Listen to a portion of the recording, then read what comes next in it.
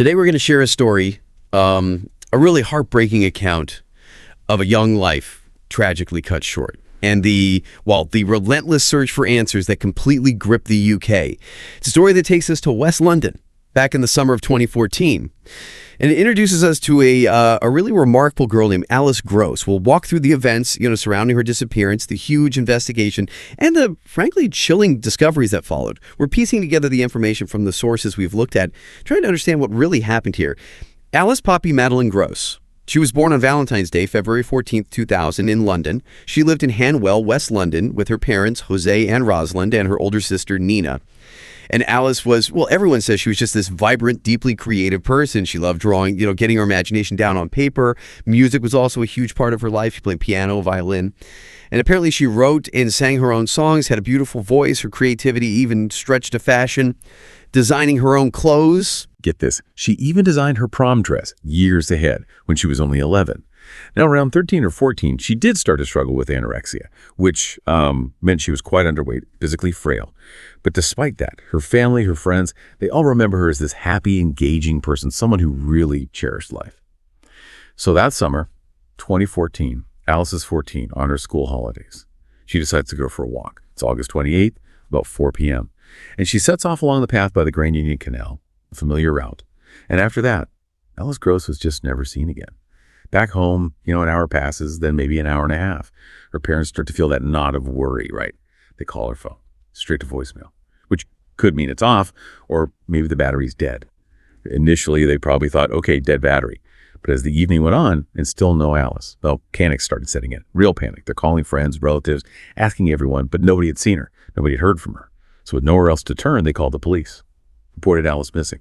The police, they started searching right away, extensively. Family volunteers joined in, combing the area where she was last seen, but nothing, no sign of her. The very next day, the case just exploded in the media, a huge campaign to find her. A few witnesses did come forward.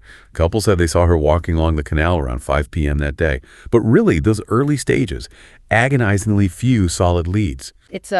It is pretty remarkable how quickly the community and media can mobilize like that. It's vital for awareness. But yeah, from an investigation point of view, those first hours and days are so critical. And when you have very few concrete leads, just maybe a couple of sightings, it makes things incredibly difficult. Then 5 days later, September 2nd, a discovery. A really unsettling one. Alice's backpack, found dished along the side of the canal. So that location gets put out there, hoping it jogs more memories. And it did. 2 people came forward. They'd seen the bag in that exact spot. One person saw it on the 29th, the day after she vanished. And another person saw it on the evening of the 28th, the actual day she disappeared. So the bag had been there right from the start, pretty much. Inside. Everything she normally carried. But here's the strange part. Her shoes were in there too. Why would her shoes be in the bag? That puzzled everyone. But what was missing was her phone. Alice's phone wasn't there. Police had a few theories. Did she run away, leave the bag? Seems unlikely, right? Shoes in the bag, no money, no clothes, no warning. Did someone just steal the phone from the bag? Maybe. Or the theory that really worried everyone, she'd been abducted. And whoever took her turned the phone off deliberately to stop anyone tracing her. Alice's disappearance just sent these shockwaves through the community. Thousands of local volunteers turned out, searching, putting up posters everywhere. And you started seeing yellow ribbons everywhere, tied to trees, cars, railings. People wore them as badges. It became this symbol of hope, solidarity. And the search quickly grew into this massive police operation. Over 600 officers from 8 different forces across the south of England. And here's where it gets really significant, like the scale of it. The search for Alice became the biggest police operation in the UK since the London bombings in 2005, 9 years earlier. And most of that huge effort was focused around the canal, where she was last seen, where the backpack turned up. So for 5 weeks, 5 agonizing weeks, the search went on, hope was fading. Then, September 30th, 2014, the moment everyone dreaded arrived. Police divers. They found a body, a naked female body at the bottom of the River Brent in northwest London. And it was immediately clear that someone had gone to extreme lengths to hide it. The body was tied up, kind of in a fetal position, wrapped in bin bags, weighed down with a bicycle wheel and bricks. And on top of that, large tree trunks had been deliberately rolled into the water from the bank, pushing the body down, concealing it even more. I mean, this level of effort. It points to something calculated, doesn't it? Desperate. Yeah, that method of concealment is incredibly telling. It suggests not just a desire to hide the crime, obviously, but maybe someone who knew what they were doing, someone trying very hard to prevent identification, prevent discovery. It hints at calculation, perhaps even experience. The body was quickly identified. Dental records confirmed it was 14-year-old Alice Gross. The post-mortem revealed a truly brutal cause of death: constant compression of the chest and asphyxiation. Basically, her body was crushed so much she couldn't breathe. Now, there was no physical evidence of sexual assault found on her body, but the fact she was found naked and bound, it led investigators to believe the motive was likely sexual, whether the assault was actually completed or not. And there were no obvious injuries like defense wounds, suggesting maybe she didn't have a chance to fight back, or was very sudden, overwhelming. Within 24 hours of finding Alice, police arrested 2 men on suspicion of murder, but after questioning, both were released, no charges. So police turned their attention back to CCTV from the area where her body was found, and they found something disturbing: footage of a man on a bike, arriving at that specific spot 3 times, once on the evening Alice went missing, and then twice the next day, morning and evening. Someone repeatedly visiting the exact place the body was hidden. That's highly suspicious. Absolutely. CCTV becomes such a crucial silent witness in cases like this. You see someone repeatedly at a key location, especially near a body discovery site. It doesn't prove anything on its own yet, but it builds a strong picture. It raises a massive red flag. Now remember, just a week after Alice vanished, a local man had also disappeared. A 41-year-old Latvian builder named Arnis Zalkons. At first, police wondered maybe he kidnapped Alice. Were they together somewhere? But with Alice's body found, the search for him became much more urgent. And then a really critical CCTV link emerged. They found footage of Alice walking along the canal around 4 p.m. 5 minutes later. Just 5 minutes. Arnis Zalkons is seen on his bike, on the exact same stretch of canal path. Police estimated, given their speeds, they probably would have passed each other around 4:10 p.m. Alice Gross was never seen on any footage after that point. It was Zalkons, though. He was seen again. About 18 minutes after that canal sighting, he was caught on camera inside a local shop, buying 2 cans of lager. His partner later confirmed, yes, that was him on the bike 5 minutes after Alice. And remember, the man seen 3 times near the body discovery site. He was also on a bike, and Zalkons was known to cycle everywhere, so the circumstantial evidence was definitely piling up. Things took another dark turn on October 4th, 2014. Arnis Zalkons' body was found in Boston Manor Park, a local park. He'd taken his own life by hanging. His body was badly decomposed.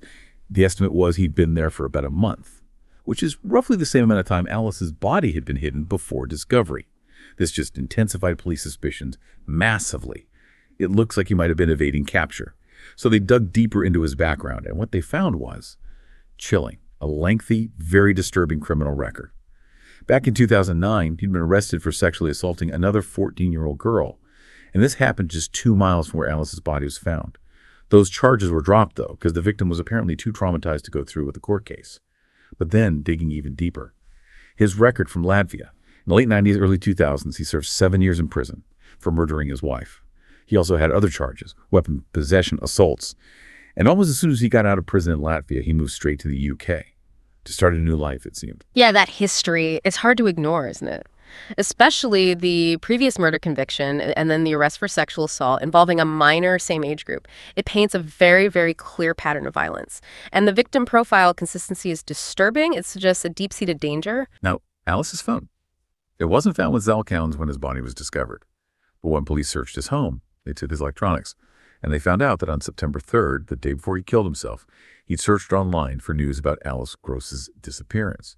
And even more damning, under a patio he'd recently built at his house.